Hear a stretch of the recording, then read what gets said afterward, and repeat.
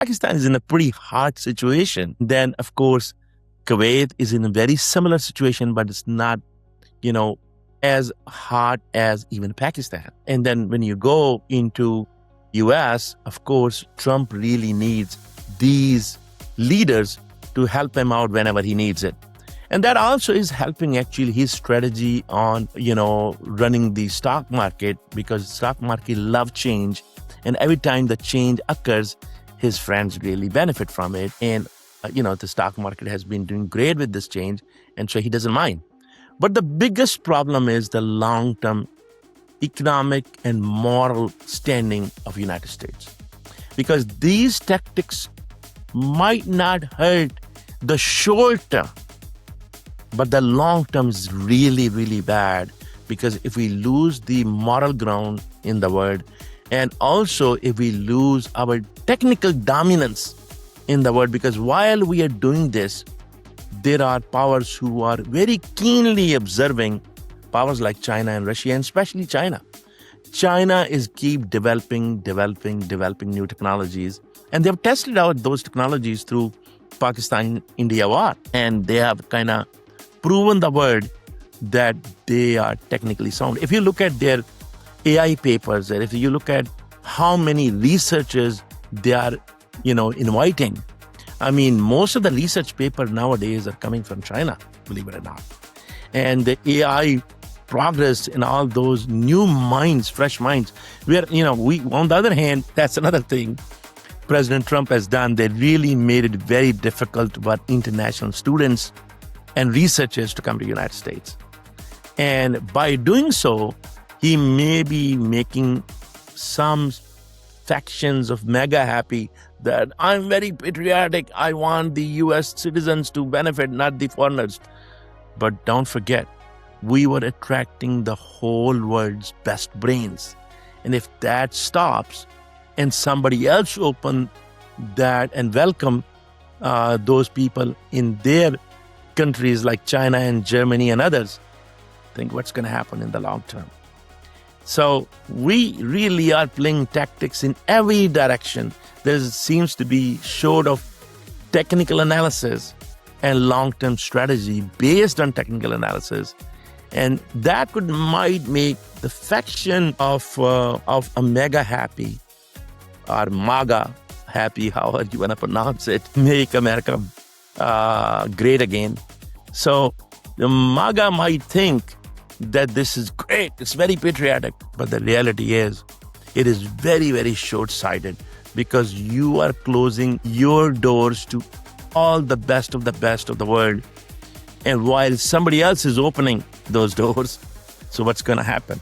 I mean, look at the automotive industry in China. Why don't we not allow Chinese car manufacturers to come here when Japanese and Germans and others, openly come? Because we are open market. But we are now worried about Chinese cars. Their prices are fraction of the cost of our prices, and their car perform far, far better. And you will see what will happen in Canada, because Canadian market is open to it. Canadian market is much, much smaller than US market. But reality is that they are right in our neighborhood, and people will be driving and people will be testing, and there will be a lot of pressure.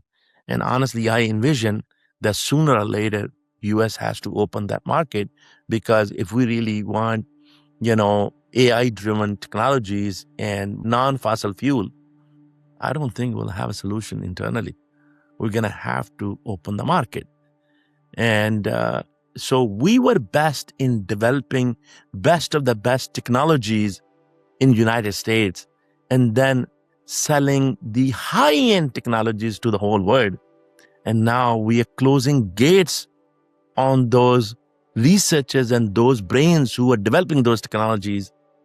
And then we kind of have an aging infrastructure as well. Guess what's going to happen in the long term?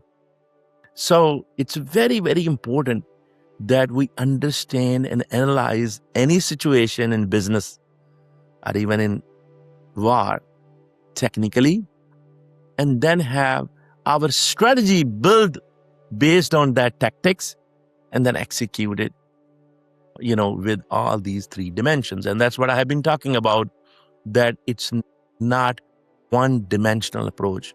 It has to be with sound technical analysis and technologies. It has to be with the long-term strategy, and sometimes you have to step back to move forward. You have to lose battle to win war.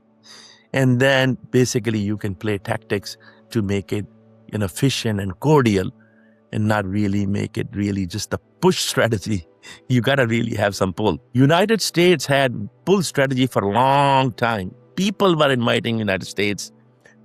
People were inviting United States technologies, United States companies, United States government to solve their problems. Now we are shoving and pushing these things to Gulf countries, whether that is a $1 trillion investment from Saudi Arabia, which I don't know if it's going to happen or not, whether that is really trying to sell our planes and our ammunition and our technologies. But we know more and more and more Chinese technology is becoming very popular, and they're a fraction of the cost.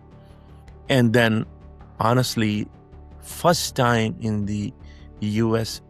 history, even U.S. dollar is having a competition with yuan. And people are thinking about, especially the Gulf nations are thinking about doing their trade in yuan and those type of things. So somebody said it very nicely that Trump got the best deal, which was negotiated by J.D. Vance, but unfortunately, he blew it out because of two reasons. One, Israel, who's the biggest spoiler, like I was telling you, and also his personal kind of desire to be a big man and always use tactics and feel that he kind of somehow he won this whole war. So it may be the best time right now to step back and think long term and try to think big and act small instead of just acting small and thinking big. Instead of just talking big and not having any true technical sound strategy at all. So I think what I'm trying to gain here is that if you believe in your tactics, you must understand your stakeholders' technical abilities and have a sound strategic vision, direction, platform in an analysis that really execute properly. And that is possible if you are more realistic and have these three dimensions in mind instead of just playing tactics. Until next time, God bless you all, and we'll continue this series and discuss further. Thank you.